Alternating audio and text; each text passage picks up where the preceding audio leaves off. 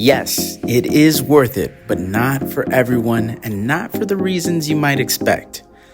Let's go over the pros and the cons of visiting the iconic Amalfi and the picturesque Positano. If you're planning a trip to Italy, you'll want to see this before you go. We'll start at the very beginning, back at our wonderful hotel in Sorrento. Waking up in Italy, never gonna get old. Today we're headed to Amalfi and Positano. See if it's worth all the hype, or is it just a big tourist trap? The first thing you need to note is that accessing Amalfi is a bit difficult. You have to take a car, bus, or ferry to get to this part of Italy. Taking a ferry or a bus is fine, I guess, but then you're arriving when everyone else is arriving, and let me tell you, lots of people visit Amalfi. If you want to beat the crowds and have Amalfi to yourself for a little while, rent a car and get there early. People start arriving around 9 to 10 a.m., so if you get there at 7 a.m., you'll have a few hours where the city is basically all yours. But let's rewind a bit. If you do take a car, or God forbid you decide to take a bus, be prepared for a thrilling drive. If you're the type of person who's into adrenaline rushes, this drive is going to be one of the most fun drives of your life. If not, this is white knuckles the whole way there. Cliffside driving is no joke. You're going to want an experienced driver behind the wheel here. You're twisting and turning at the edge of a cliff for most of the car ride, and the locals, who are used to it, are constantly pressuring you to go faster, even if you're already at like 100 kilometers per hour. Seriously.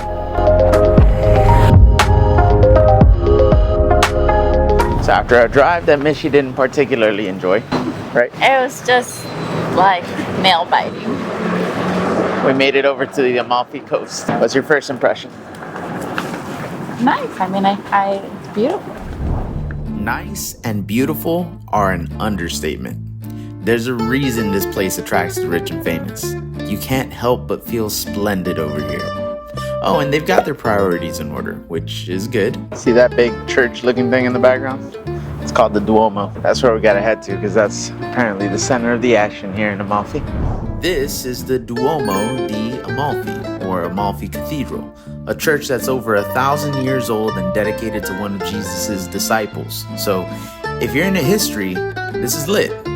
And it lies at the entrance to the touristy part of town. Lots of food, shops, and some old statues lying around here. Ma'am, you're leaking. Once we saw the church, we went off down an adjacent alleyway.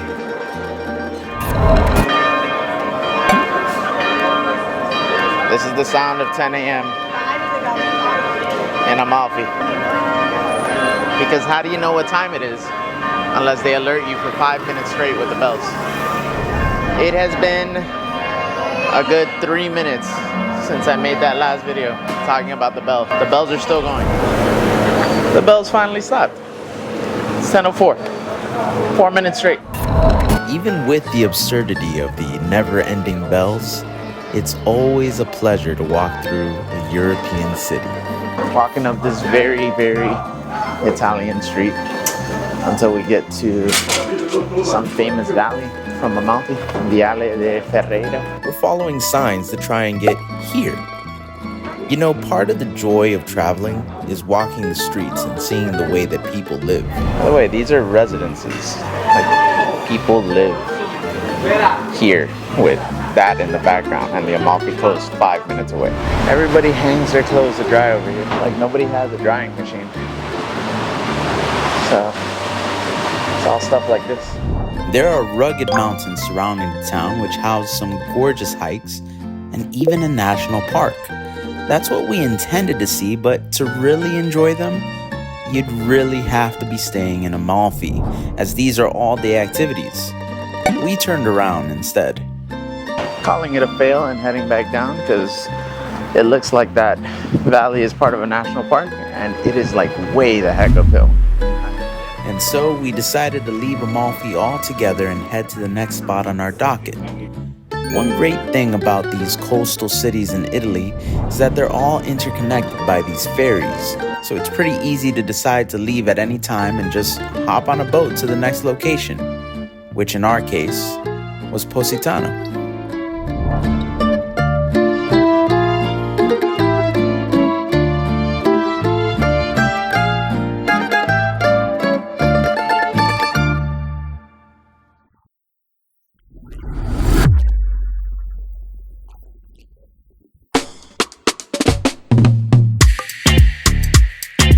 The other popularly publicized place to pass by and peep is picturesque Positano. The town's personality is very similar to Amalfi's, but in my opinion, the beaches are more stunning here. We started our exploration by getting lost and finding some stairs that looked like they might lead somewhere interesting. Positano, much like the rest of Italy, there's a lot of these alleyways that are pretty tight. Got shops on both sides. Feels very touristy, but really nice. I have a feeling we're going to an incredible view right now. I mean, she's already tired. She wants to quit. Mind you, we don't even know where we're going.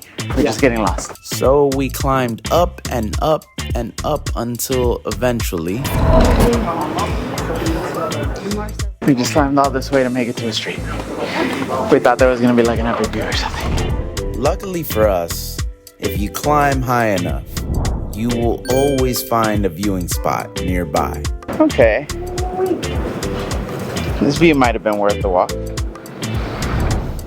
This is a good time to give you our biggest recommendation of the day.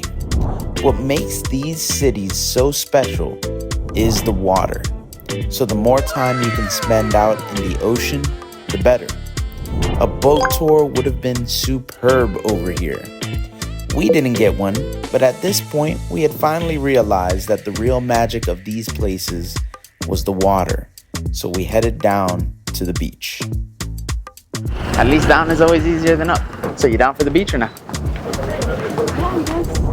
So off we go, down to the beach.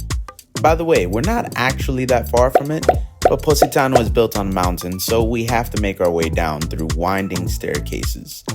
We did spot a few things along the way, but let's just skip to the magical beach. Okay, we made it to the beach, but this place looks super duper packed. Like, there's no room for anybody at this particular beach. So we gotta find another one. Luckily, there are other options other than public beaches. They got all these restaurants on the water. Most of them have a beach club that you can pay like $40 a person so that you can get guaranteed like a nice seat with some space and a good spot to get into the water. Might actually be worth it to do that in a place like this. After spotting a puppy that looks just like our puppy, here's Khaleesi for reference, we settled into a beach club.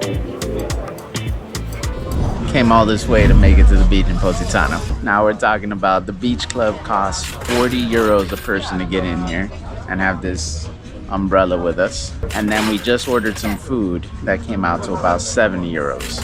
All told, that's about 120 American dollars that we spent on lunch and the beach over here. So Positano ain't cheap. It's not good. It's on Cuban bread, basically. What is that doing here? One. And two, it's just like, it's the worst food we've had on trip. As with many bougie locations, it overprices and underdelivers.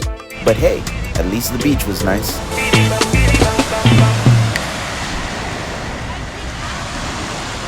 We're getting in to Positano water. Yeah, the Positano water is cold. Oh geez. Oh geez. Alright, new plan, because it was cold as hell. Gonna run straight into this thing. Let's go. And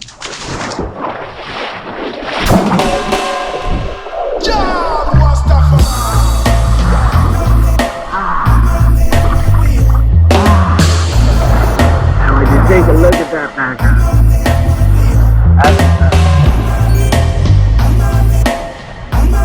that is absolutely incredible and beautiful.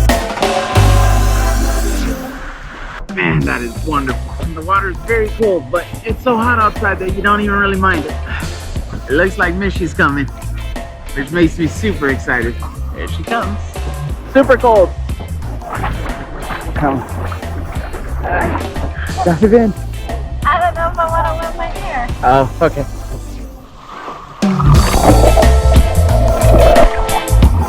We got in. So for a couple of cities that are supposedly different, Positano and Amalfi are remarkably similar. There's not much to do in either place except to check out the wonderful view, be at the beautiful beaches that have crystal clear water, and take a couple of very, very iconic photos. I kind of envy the people who are out there, out in the water, because I think with the boat you can get to some quieter, calmer places. Having spent the day at the beach, we hopped on a ferry and headed away from Positano and towards Amalfi, where we had the greatest gelato that we've ever had in our entire lives. No joke, this stuff was life-changing. Get the Amalfi flavored gelato in a lemon if you visit Italy. Seriously. And then, after that, we headed back towards Sorrento to cap off an eventful, wonderful day in Bella Italia.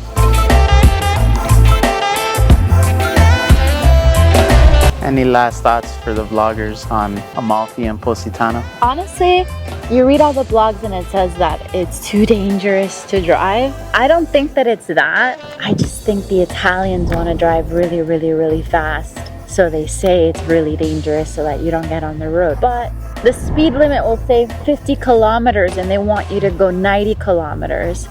That's a little scary. It's a little tough to do. I like driving here. It was a lot of fun. Yeah, it was like Tokyo Drift. Yeah, it was awesome. It was stressful. Honestly, if you're like a nervous person or you get car sick, just take a ferry. What about the places themselves? Capri was the best. Sorrento was the best. Amalfi and Positano were great. I wouldn't recommend staying there though, because it just seems very difficult to get around. I think those are just good day trips, in my opinion. And that, my friends, is all she wrote. So, you want to close it out this time? You got to tell them to like and subscribe. No. She won't tell you to like and subscribe, but I will. Like and subscribe, and then you got to be like, catch you guys on the flip side. Salute. Peace. Let your hands go up, stomp your feet.